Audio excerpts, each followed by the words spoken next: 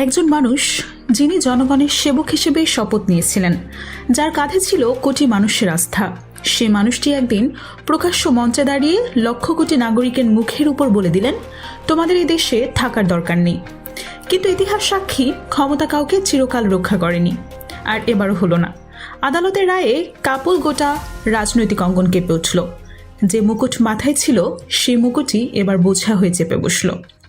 আজকের স্ক্রিপ্টে আমরা শুধু একটা ঘটনা নিয়ে কথা বলবো না, আমরা খুলে দেখব সেই পুরো চেইন রিয়াকশন, যেটা একটা মাত্র বাক্য থেকে শুরু হয়ে গোটা একটা রাজ্যকে ঝাঁকিয়ে দিল।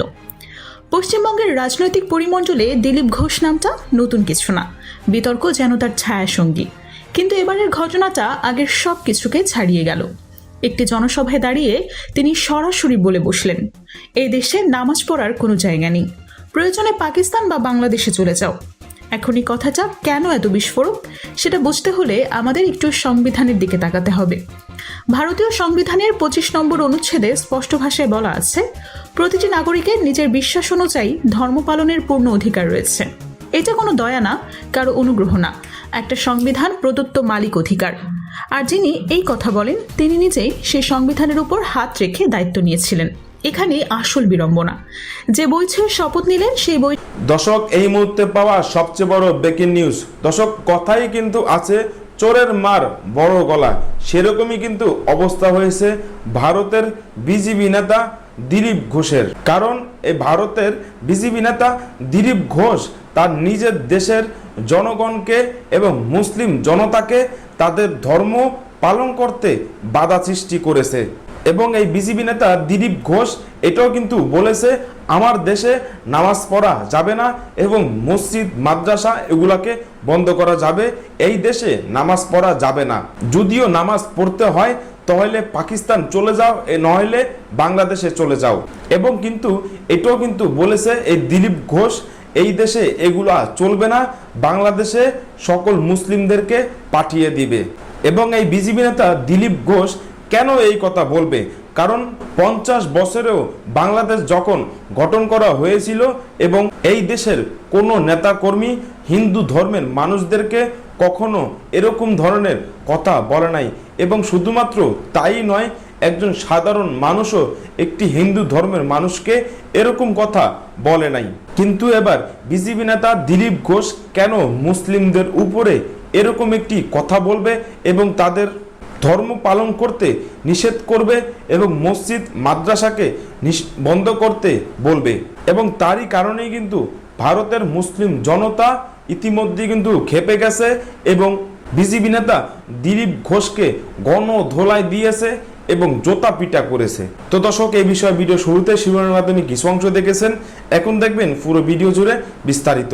তার আগে সবাই কাছে একটা অনুরোধ করব, যারা আমার চ্যানেলে নতুন আসছেন অবশ্যই চ্যানেলটা সাবস্ক্রাইব করে দিবেন, পাশে থেকে বেল আইকনটি অল ক্লিয়ার করে বাজিয়ে দিবেন। তো দর্শক, চলেন আমরা দেখে আসি এই বিজেপি নেতা দিলীপ ঘোষকে যে গণধোলাই দিয়েছে এবং প্রকাশে জোতা পিটা করেছে, সেটা আমরা দেখার আগে দেখব বিজেপি নেতা দিলীপ ঘোষ কেন এরকম একটি কথা বলেছিল এবং তার কথার কারণেই কিন্তু ভারতের সাধারণ জনগণ এবং মুসলিম জনতা ভারতে প্রতিবাদ শুরু করেছে। সেটা আমরা দেখে পরবর্তী বিষয়টি দেখব। সবাই ধৈর্য ধরে একটি লাইক দিয়ে সম্পূর্ণ ভিডিওটা দেখতে থাকুন এবং আপনার মতামত অবশ্যই কমেন্ট বক্সে লিখতে থাকুন। এই বক্তব্য প্রকাশ্যে আসার পর যা হলো, সেটাকে তুলনা করা যায় শুকনো ঘাসে আগুন লাগার সাথে। মুহূর্তের মধ্যে সামাজিক মাধ্যমে ক্ষোভের ঝড় বয়ে গেল। কিন্তু সবচেয়ে তাৎপর্যপূর্ণ বিষয় হলো, এই প্রতিবাদ কোনো একটি নির্দিষ্ট ধর্মীয় গোষ্ঠীর মধ্যে সীমাবদ্ধ থাকলো না। সব ধর্মের, সব বর্ণের মানুষ একসাথে রাস্তায় নেমে এলেন, কারণ তারা বুঝতে পারলেন, আজকে যদি একটি সম্প্রদায়ের অধিকার ছিনিয়ে নেওয়া হয়, তাহলে কালকে অন্য কারো পালা আসতে পারে। এটা শুধু ধর্মের লড়াই ছিল না, এটা ছিল সংবিধান রক্ষার লড়াই, গণতন্ত্র টিকিয়ে রাখার লড়াই। আইনজীবীরা সোচ্চার হলেন, রাজনৈতিক বিশ্লেষকরা বললেন, এই ধরনের বক্তব্য রাষ্ট্রের মূল কাঠামোকেই আঘাত করে। একজন প্রবীণ আইনবিদ বলেছিলেন, উনি কি মনে করেন এ দেশ তার ব্যক্তিগত সম্পত্তি? কোনো নাগরিক কোথায় থাকবে, কোথায় প্রার্থনা করবে, সেটাকে একজন মন্ত্রীর ঠিক করে দেওয়ার এখতিয়ারে পড়ে? এরপর যা ঘটল সেটা ভারতীয় গণতন্ত্রের ইতিহাসে একটা মাইল ফলক হয়ে থাকবে।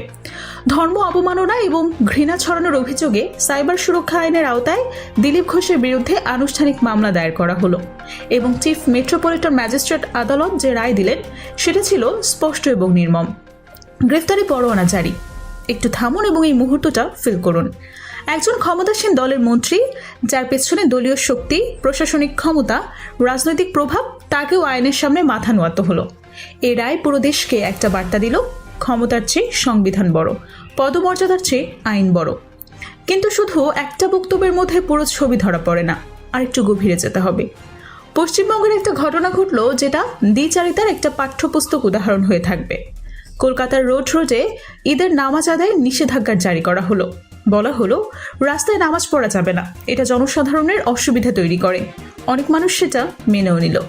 কিন্তু ঠিক তার কিছুদিন পরেই সেই একই রোডে পুরো 7 জনের জন্য সম্পূর্ণ বন্ধ করে দেওয়া হলো যোগ দিবস উদযাপনের জন্য। এবার আপনি বলুন, একটা ধর্মীয় অনুষ্ঠানের জন্য একদিনও রাস্তা দেওয়া যায় না, কিন্তু অন্য একটি আয়োজনের 7টা দিন ধরে পুরো এলাকা অচল করে রাখা যায়।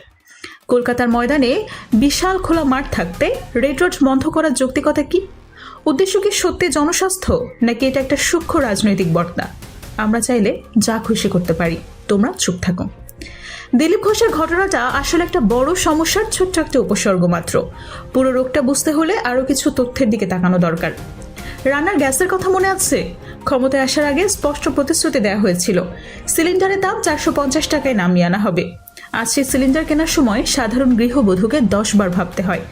জ্বালানি তেলের দাম কমানোর কথা বলা হয়েছিল, আজ পেট্রোল ডিজেলের দাম দেখলে চোখ কপালে উঠছে। ফুটপাতের হকারদের রক্ষায় বুলডোজারের সামনে দাঁড়ানোর কথা বলা হয়েছিল, আজ সেই বুলডোজার গরিব মানুষের ছাদ ভেঙে ফেলেছে।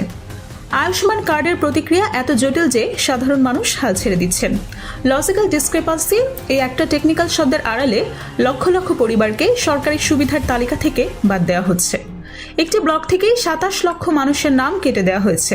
27 লক্ষ, এই সংখ্যাটা পৃথিবীর অনেক ছোট দেশের মোট জনসংখ্যার চেয়েও বেশি। দিলীপ ঘোষের ঘটনাটা যদি বিচ্ছিন্নভাবে দেখানো হয় তাহলে পুরো ছবি বোঝা যাবে। একটু দূর থেকে দেখুন, একটা স্পষ্ট প্যাটার্ন চোখে পড়বে। বিহারে আঞ্চলিক দলগুলোকে ব্যবহার করে প্রবেশ করা হলো, তারপর সে দলগুলোকে ভেতর থেকে দুর্বল করে দেওয়া হলো। মহারাষ্ট্রে শিবসেনা ভাঙলো, এনসিপি ভাঙলো। পশ্চিমবঙ্গেও একই কৌশল, বিরোধী দলের নেতাদের টেনে আনা হচ্ছে। যাদের বিরুদ্ধে আগে দুর্নীতির অভিযোগ ছিল তারাই এখন পরিষ্কার হয়ে গেছেন নতুন দলের ছাতার নিচে। অজিত পাওয়ারের উদাহরণটা তো রীতিমতো চমকপ্রদ, যার বিরুদ্ধে হাজার হাজার কোটি টাকার কেলেঙ্কারির অভিযোগ ছিল, যার বিরুদ্ধে স্বয়ং শীর্ষ নেতৃত্ব সোচ্চার ছিলেন, সেই মানুষটিকেই 48 ঘন্টার মধ্যে জোট সঙ্গী হিসেবে আলিঙ্গন করা হলো। দিলীপ ঘোষের সামাজিক মাধ্যমের পোস্টগুলো যদি একবার খেয়াল করেন, দেখবেন সেখানে সাধারণ বাংলা শব্দের বানানেও ভুল থাকে। সিকিম লিখতে গিয়ে বানান ভুল, নিট লিখতে গিয়ে বানান ভুল। এর চেয়ে তিক্ত পরিহাস আর কি বা হতে পারে? আর মনে আছে মহামারীর সময়ের কথা, যখন গোটা বিশ্ব ভাইরাসের বিরুদ্ধে লড়ছে, বিজ্ঞানীরা রাত দিন ভ্যাকসিন তৈরিতে ব্যস্ত, তখন এই ব্যক্তি প্রকাশ্যে বলেছিলেন গোমূত্র আর গোবরের প্রলেপে করোনা সারবে। একটা ভয়ঙ্কর মহামারীর মাঝে এই ধরনের অযৌক্তিক, অবৈজ্ঞানিক, বিপজ্জনক বক্তব্য, এটা কি দায়িত্বশীল নেতৃত্বের লক্ষণ? এবার একটু বড় ক্যানভাসে ভাবুন। ভারতবর্ষের সাম্প্রদায়িক সম্প্রীতি এটা কোনো দুর্বল জিনিস না, কিন্তু আজ প্রশ্ন উঠছে, সেই শতাব্দী প্রাচীন বন্ধনে কি এখন ফাটল ধরছে? হিন্দু, মুসলিম, শিখ, বৌদ্ধ, খ্রিস্টান, এই যে বৈচিত্র্যের মধ্যে ঐক্য, সেটা ভারত করে তুলেছে, সেটা কি ক্রমশ দুর্বল হয়ে পড়ছে উদ্দেশ্য প্রণোদিত রাজনীতির চাপে? তবে আশা কথা হলো, দিলীপ ঘোষের বিরুদ্ধে যে ব্যাপক প্রতিবাদ হয়েছে সেখানে সব ধর্মের মানুষই একসঙ্গে ছিল, এবং এটাই গণতন্ত্রের সৌন্দর্য।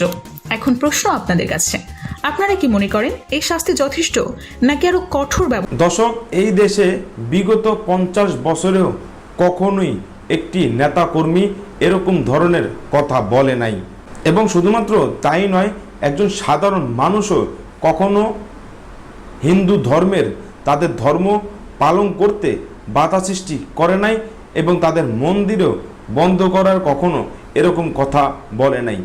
এবং এই দেশের জনগণ এবং এই দেশের সাধারণ জনগণ এটাও কিন্তু হিন্দু ধর্মের ভাইদেরকে বলে হিন্দু ধর্ম ভাই ভাই। তাহলে কেন ভারতে এরকম ধরনের কথা বলবে? কখনো নরেন্দ্র মোদী হিন্দু ধর্মের উপরে সাপোর্ট করে এবং মুসলিম জনতাকে উপরে অন্যায় অত্যাচার করে এবং তাদেরকে মসজিদ বন্ধ করার নির্দেশ দেয় এবং নামাজ পড়তে নিষেধ করে, মসজিদ মাদ্রাসা বন্ধ করার কথা বলে এবং মসজিদে আজান দেওয়া নিষেধ করে এবং নামাজ পড়তে নিষেধ করে কেন? তারপর বিজেপি নেতা সুধীন্দ্র অধিকারও কিন্তু এরকমই কথা বলেছিল, মসজিদে আজান দেওয়া যাবে না, মসজিদ মাদ্রাসা বন্ধ করতে হবে এবং এই দেশে কখনোই নামাজ পড়া যাবে না। কিন্তু এবার এই বিজেপি নেতা দিলীপ ঘোষও কিন্তু এটা বলেছিল।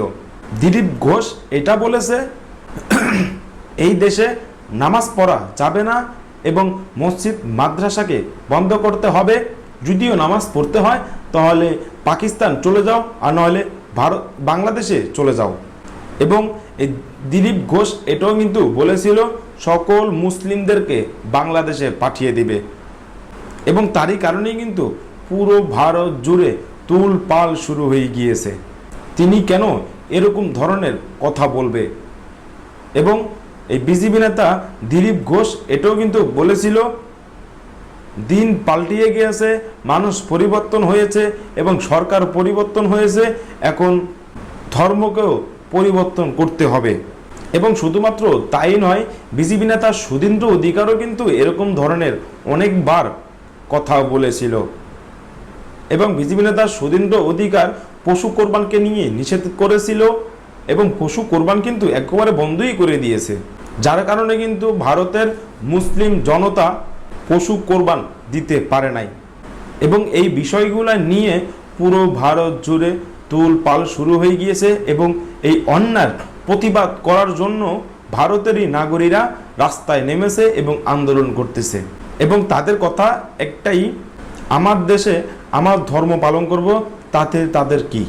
এবং ভারতের যেসব নেতাকর্মীরা আছে, বিজেপি নেতাকর্মীরা আছে, তারা কিন্তু যাদের ভোট পেয়ে ক্ষমতাকে পেয়েছে এবং সিংহাসনে বসেছে, তাদের মাথার উপরেই কিন্তু লাথি মারতেছে এবং তাদের পেটেই কিন্তু লাথি মারতেছে, বারবার তারা প্রমাণ করে দিচ্ছে। এবং শুধুমাত্র তাই নয়, এই যে বিজেপি নেতাকর্মীরা তারাই কিন্তু বলে বাংলাদেশে নাকি হিন্দু ধর্মের উপরে অন্যায় অত্যাচার হয়, কিন্তু বাংলাদেশে কখনোই এরকম ধরনের ঘটনা ঘটে নাই। তো দর্শক, আজকে পর্যন্ত রইল, পরবর্তী ভিডিও নিয়ে আবারও আসবো আপনাদের সামনে। সবাই ভালো থাকবেন, সুস্থ থাকবেন, সবাইকে আল্লাহ হাফিজ।